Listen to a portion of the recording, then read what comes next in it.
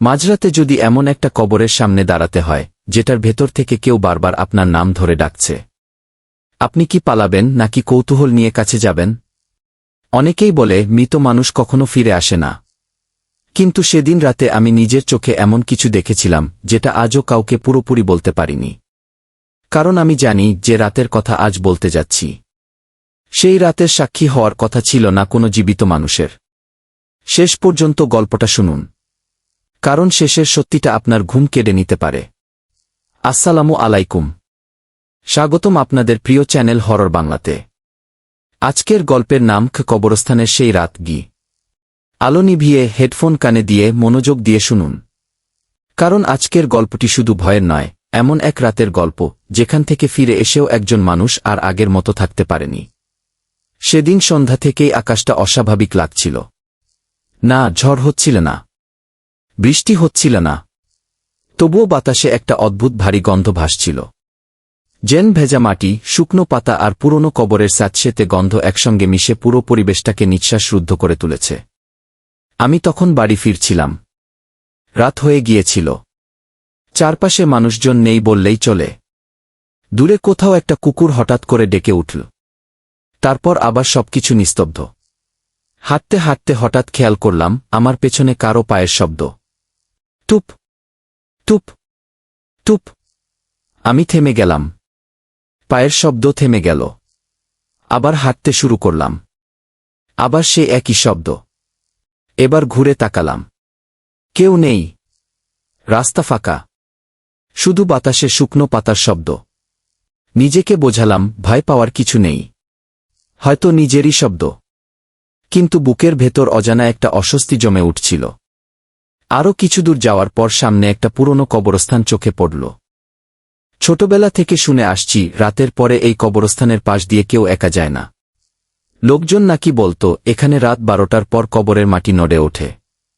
কেউ কেউ আবার দাবি করত সাদা কাপড় পরা এক বৃদ্ধ মাঝরাতে কবরের মাঝখান দিয়ে হাঁটতে দেখা যায়। আমি এসব বিশ্বাস করতাম না, আজ পর্যন্ত করিনি। কিন্তু সেদিন সব বদলে গিয়েছিল। হঠাৎ আমার ফোনটা বন্ধ হয়ে গেল। ব্যাটারি একেবারে ফুল ছিল, তবুও স্ক্রিন কালো। বারবার চালু করার চেষ্টা করলাম, কোনো লাভ হল না। ঠিক তখনই কবরস্থানের ভেতর থেকে একটা মৃদু শব্দ ভেসে এল। মনে হল কেউ যেন কাঁদছে। একজন না, অনেকগুলো মানুষ, খুব আস্তে, খুব করুণ স্বরে। আমি স্থির হয়ে দাঁড়িয়ে রইলাম। কয়েক সেকেন্ড পর শব্দটা থেমে গেল। তারপর একটা শিশুর হাসি, খিলখিল খিলখিল। সেই হাসিটা এতটাই অস্বাভাবিক ছিল যে আমার শরীরের সমস্ত লোম দাঁড়িয়ে গেল। আমি আর দাঁড়িয়ে থাকতে পারলাম না। দ্রুত হাঁটতে শুরু করলাম।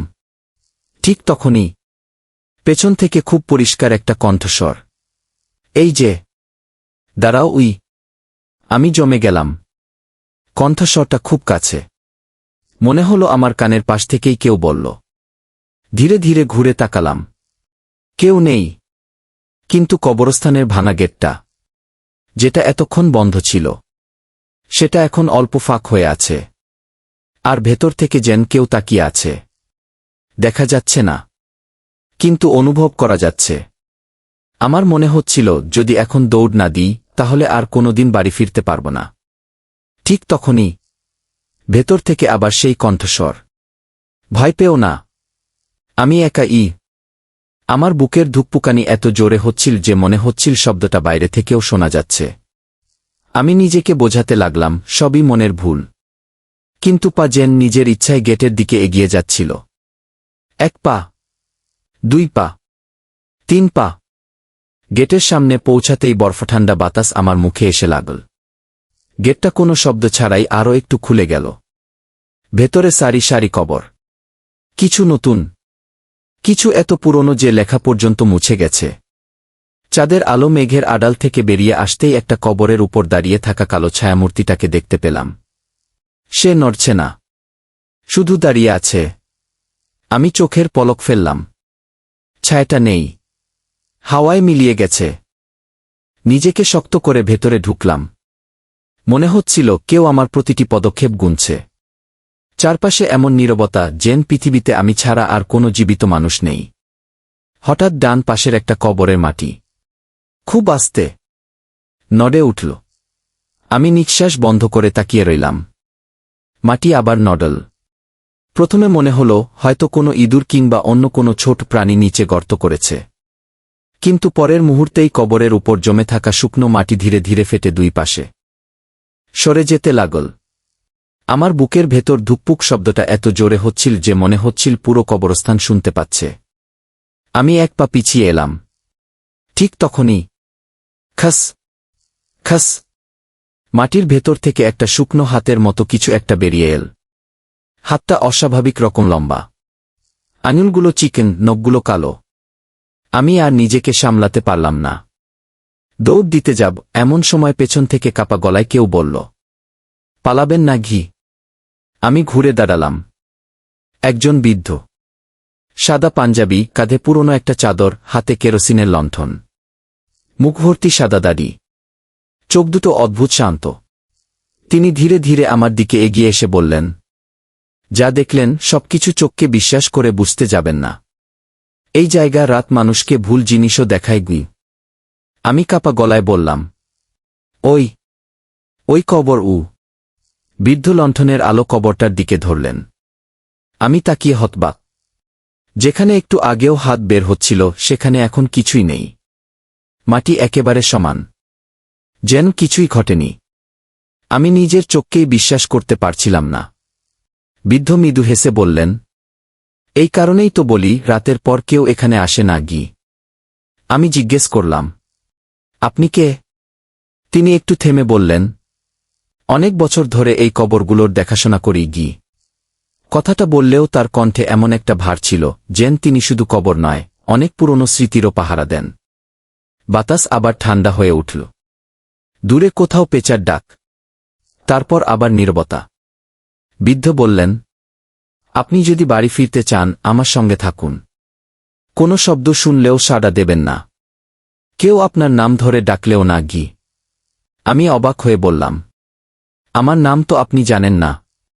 তিনি উত্তর দিলেন না, শুধু সামনে হাঁটতে শুরু করলেন। আমি তার পেছন পেছন চলতে লাগলাম।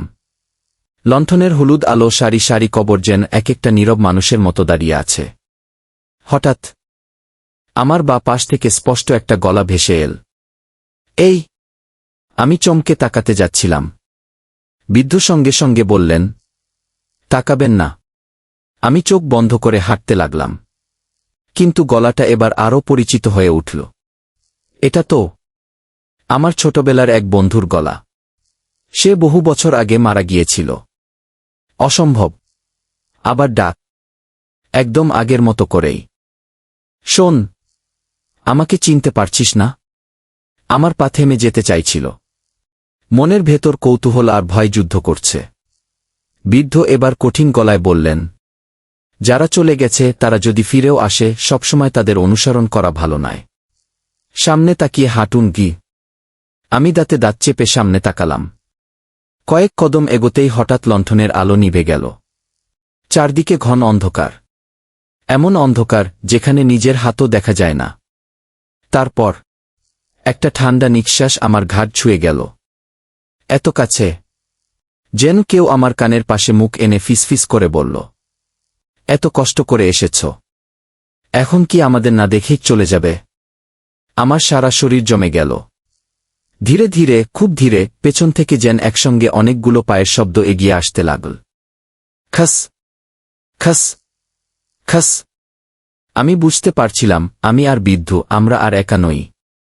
খস খস খস।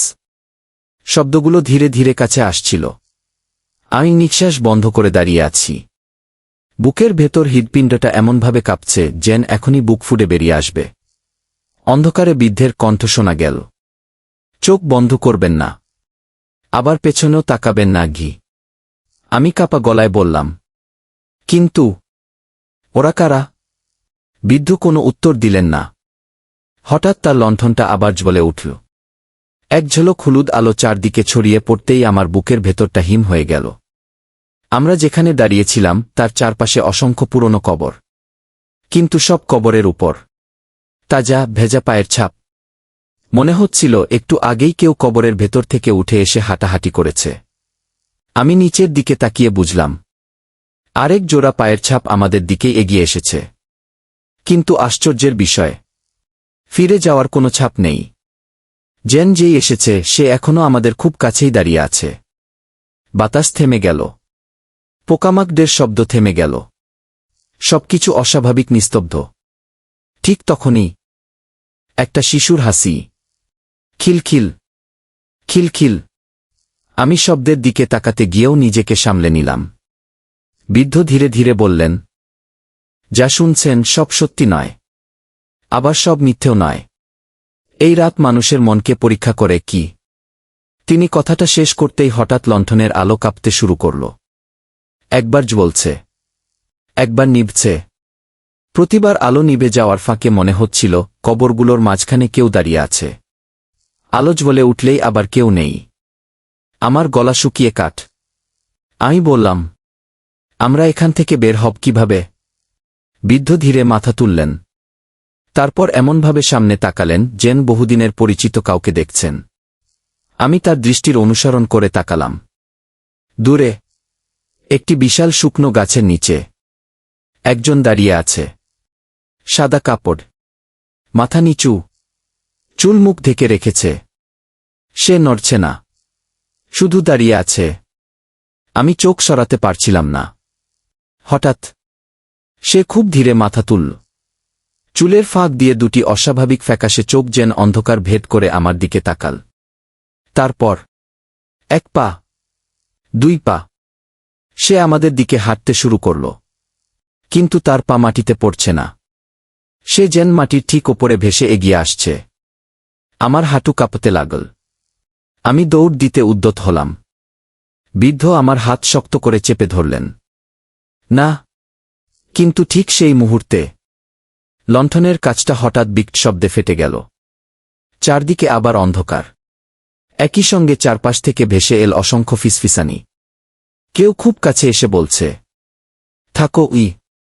আবার আরেকটা গলা, ফিরে যেও না গি। আরেকটা, তুমিও আমাদের মতো হয়ে যাবে গি। আমি দুই কান চেপে ধরলাম, কিন্তু শব্দগুলো যেন মাথার ভেতর থেকেই আসছে। তারপর একটি বরফঠান্ডা হাত আমার ডান কাঁধে এসে রাখল। আমি ধীরে ধীরে ঘুরে তাকালাম। আর ঠিক সেই মুহূর্তে আমি বুঝতে পারলাম যে বৃদ্ধ এতক্ষণ আমার সঙ্গে ছিলেন। তিনি আর আমার পাশে নেই। চারদিকে শুধু সারি সারি কবর। আর আমি একাই দাঁড়িয়ে আছি। আমি স্থির হয়ে দাঁড়িয়ে রইলাম। চারপাশে তাকালাম। একবার, দুবার, তিনবার, কিন্তু বৃদ্ধের কোনো চিহ্ন নেই।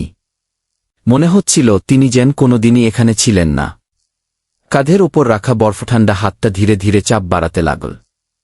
আমার নিঃশ্বাস আটকে আসছে। সাহস সঞ্চয় করে এক ঝটকায় ঘুরে দাঁড়ালাম। কেউ নেই, শুধু ঘন কুয়াশা। আর সেই কুয়াশার ভেতর অস্পষ্ট কয়েকটি ছায়া। ছায়াগুলো নড়ছে একসঙ্গে, ধীরে ধীরে। মনে হলো তারা সবাই আমার দিকে তাকিয়ে আছে। ঠিক তখনই আমার পকেটের ভেতর রাখা বন্ধ হয়ে যাওয়া ফোনটা নিজে থেকেই কেঁপে উঠল। স্ক্রিন জ্বলে উঠল। ব্যাটারি দেখাচ্ছে 1%। কোনো নেটওয়ার্ক নেই। কোনো সময়ও দেখা যাচ্ছে না। শুধু কালো পর্দার ওপর সাদা অক্ষরে একটি বাক্য ভেসে উঠল, পেছনে তাকিও না গি। আমি থমকে গেলাম। বার্তাটাকে পাঠাল কিভাবে? আমি কিছু বোঝার আগে স্ক্রিন আবার বদলে গেল। এবার সেখানে একটি কাউন্টডাউন শুরু হল। 30, 29, 28। আমার হাত কাঁপতে লাগল। আমি ফোন বন্ধ করার চেষ্টা করলাম। হলো না। ব্যাটারি খুলে ফেলারও উপায় নেই। সংখ্যা কমছেই। 21, 20।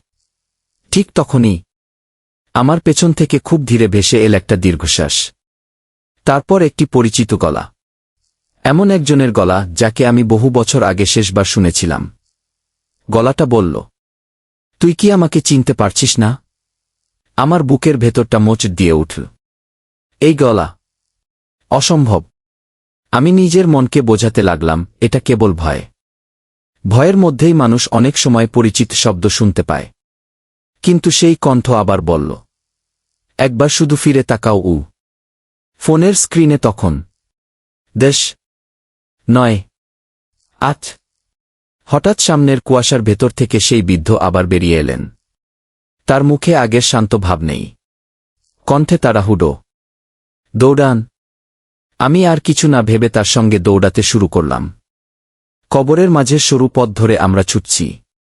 কিন্তু অদ্ভুত ব্যাপার, যতই দৌড়াই মনে হচ্ছে একই জায়গায় ঘুরে ফিরে আসছি। একটা ভাঙা সমাধিফলক, একটা শুকনো গাছ, একটা বাঁকা লোহার ফটক বারবার সামনে এসে পড়ছে। আমি হাঁপাতে হাঁপাতে বললাম, আমরা কি একই জায়গায় ঘুরছি? বৃদ্ধ কোনো উত্তর দিলেন না। তিনি শুধু সামনে ইশারা করলেন। দূরে কবরস্থানের মূল ফটক দেখা যাচ্ছে। আমি নতুন শক্তি নিয়ে দৌড় দিলাম। ফটকের একেবারে কাছে পৌঁছে হাত বাড়ালাম। কিন্তু লোহার ফটকটা ছোঁয়ার আগেই সেটা প্রচণ্ড শব্দ করে নিজে থেকেই বন্ধ হয়ে গেল।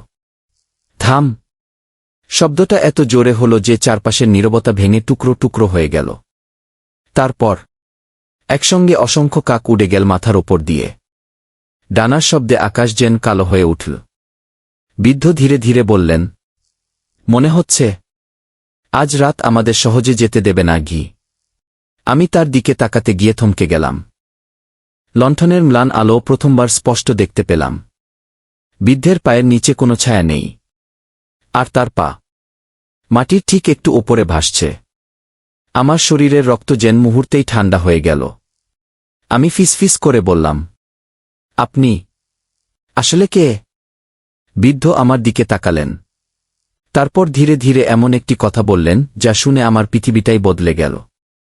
আমি বহু বছর আগে এখান থেকে বের হতে পারিনি। বৃদ্ধের কথাটা শুনে আমার গলা শুকিয়ে গেল।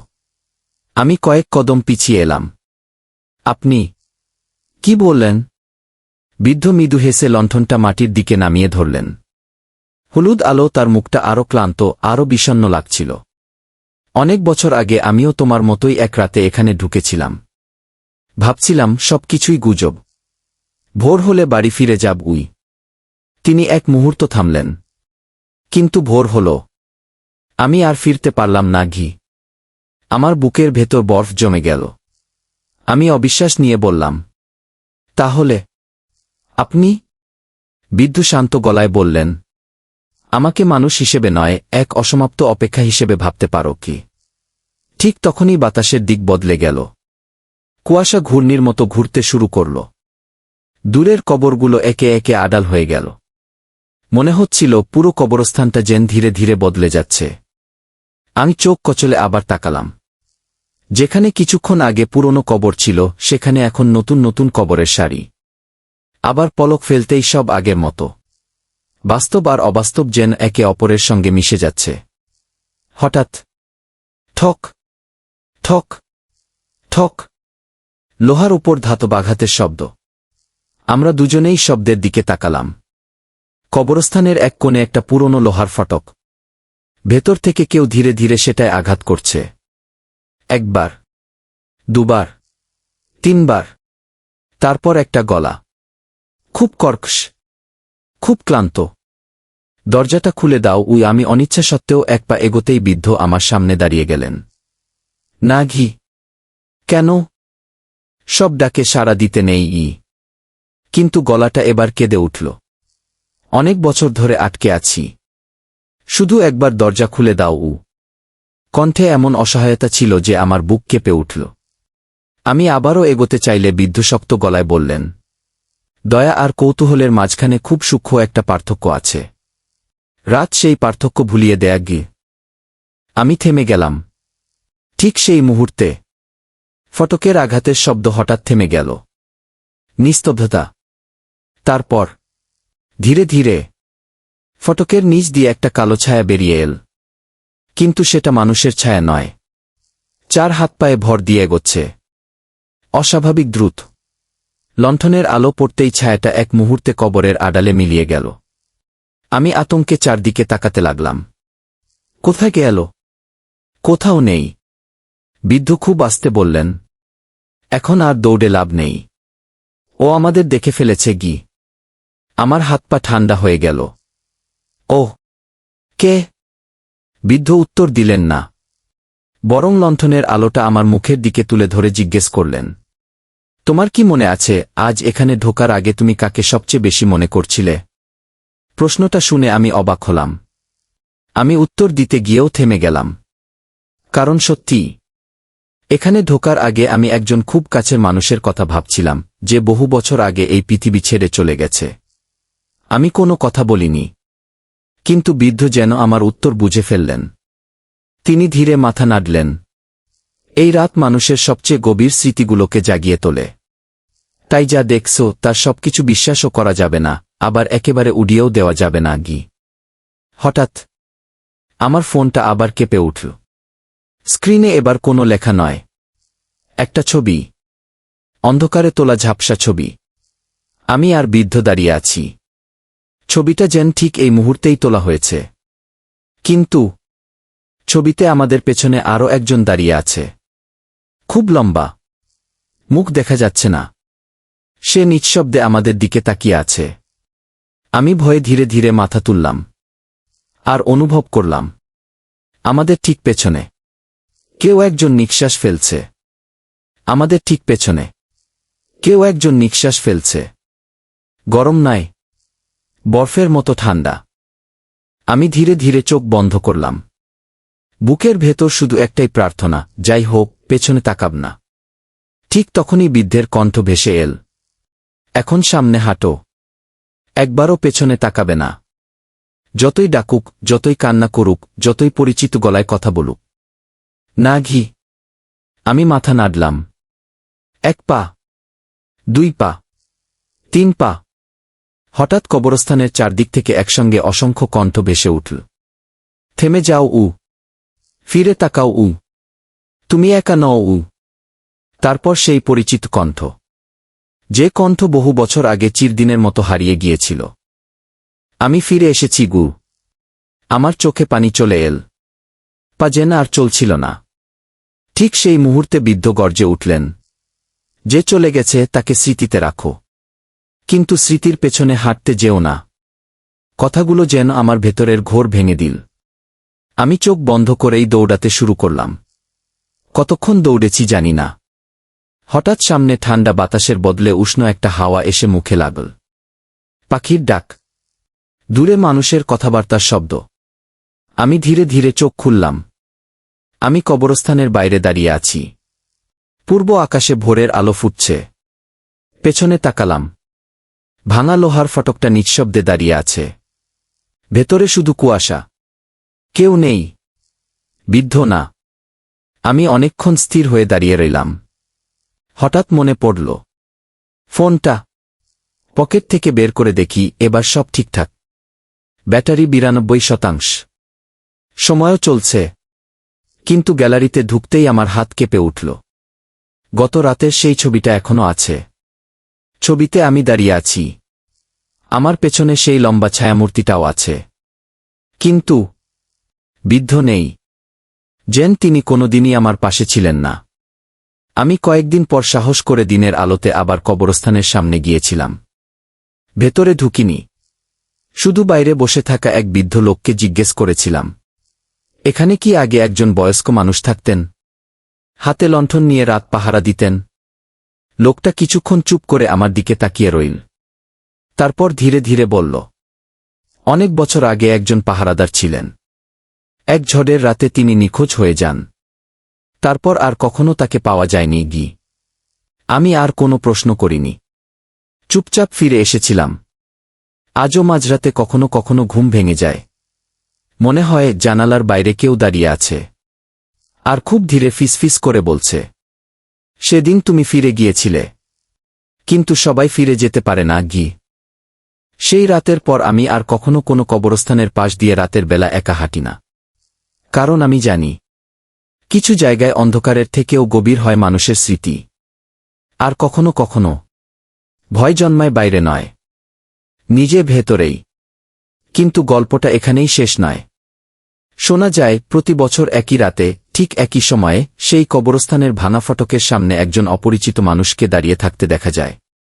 লোকটা পথচারীদের শুধু একটি প্রশ্ন করে, ভেতরে যাবেন নাকি ফিরে যাবেন? আর যারা কৌতূহল নিয়ে তার পিছু নেয় তাদের সবাইকে পরদিন আর খুঁজে পাওয়া যায় না, শুধু কুয়াশার ভেতর অদ্ভুত কিছু পায়ের ছাপ পড়ে থাকে। তাই যদি কোনোদিন গভীর রাতে কোনো নির্জন কবরস্থানের পাশ দিয়ে যেতে হয়, আর কেউ যদি আপনার নাম ধরে ডাকে, একবারও পেছনে তাকাবেন না। আজকের কি কবরস্থানের সেই রাত গল্পটি যদি আপনার ভালো লেগে থাকে, তাহলে ভিডিওটি লাইক করুন এবং আপনার বন্ধুদের সঙ্গে শেয়ার করুন। আপনি যদি হরর বাংলা পরিবারের নতুন সদস্য হয়ে থাকেন, তাহলে এখনই সাবস্ক্রাইব করুন এবং পাশের বেল আইকনটি অন করে দিন, যাতে আমাদের পরবর্তী ভয়ঙ্কর গল্প সবার আগে আপনার কাছে পৌঁছে যায়। কমেন্টে অবশ্যই লিখে জানান, আপনি কি মাঝরাতে কোনো কবরস্থানের পাশ দিয়ে একা হাঁটার সাহস করবেন? ততক্ষণ পর্যন্ত সবাই ভালো থাকুন, নিরাপদে থাকুন। আর মনে রাখবেন, সবচেয়ে ভয়ঙ্কর শব্দ কখনো চিৎকার নয়, কখনো কখনো আপনার নিজের নাম ধরে আসা একটি ফিসফিসানিই যথেষ্ট। আল্লাহ হাফেজ। আবার দেখা হবে হরর বাংলা কি এর পরবর্তী ভয়ঙ্কর গল্পে।